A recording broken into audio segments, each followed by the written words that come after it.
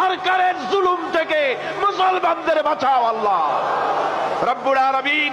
ভারত যে বাংলাদেশের সবচাইতে বড় দুশমন, একথা জাতিকে বোঝার তৌফিক দান করো আল্লাহ রব্বুল আলামিন।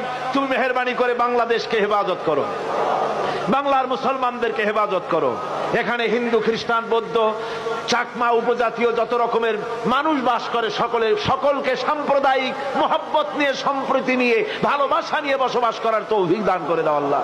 আয় আল্লাহ পাক, সিরাতের মাহফিল অনেকই দোয়া চেয়েছে, কারো মায়ের জন্য, বাপের জন্য, রোগের জন্য দোয়া চেয়েছে।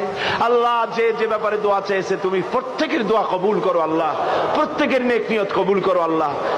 আয় আল্লাহ, ভারত সরকার পুশব্যাক অপারেশন করে বাংলা ভাষী মুসলমানদেরকে, মুসলিম মহিলাদেরকে ধর্ষণ করতেছে। আয় আল্লাহ, মুসলমান